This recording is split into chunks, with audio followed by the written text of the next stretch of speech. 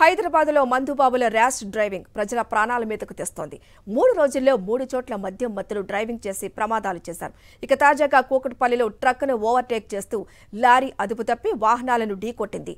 Lorry driver మద్యం సేవించి వాహనం నడిపినట్లు పోలీసులు గుర్తించారు.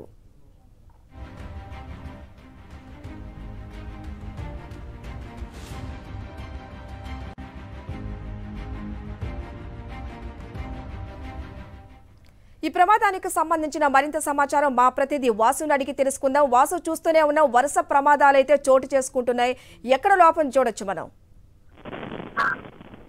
సరిగ్గా చూస్తున్నాం, కూకట్పల్లిలో మనం రీసెంట్ గా ఎవరైతే మాజీ మంత్రి సమీప బంధువు మధ్యమత్తులో చేసినటువంటి యాక్సిడెంట్ లో ఇప్పటికే ప్రాణాపాయ స్థితిలో ఇద్దరు చికిత్స పొందుతున్నారు. కానీ తిరిగి మరొకసారి ఒక మధ్యమత్తులో లారీ డ్రైవరు ట్రక్ ను ఓవర్ స్టార్ట్ చేయబోయి కూడా వాహనాలపైకి తీసుకెళ్లిన నేపథ్యంలో పలు వాహనాలు ధ్వంసమయ్యాయి. ఒక కారు పూర్తిగా ధ్వంసమైన పరిస్థితి. అయితే ఈ ప్రమాదానికి కారణం కేవలం లారీ డ్రైవర్ తాగి నడపడమే కారణమని కూడా పోలీసులు తేల్చారు.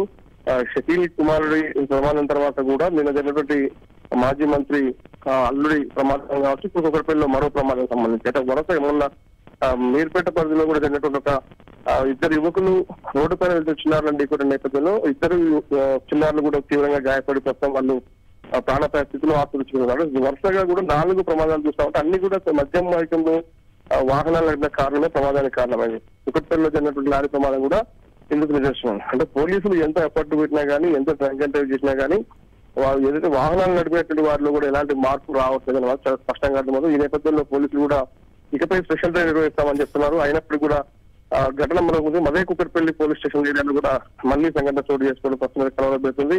దీనికి సంబంధించి పోలీసులు కేసు నమోదు చేసుకుని దర్యాప్తు చేస్తాం.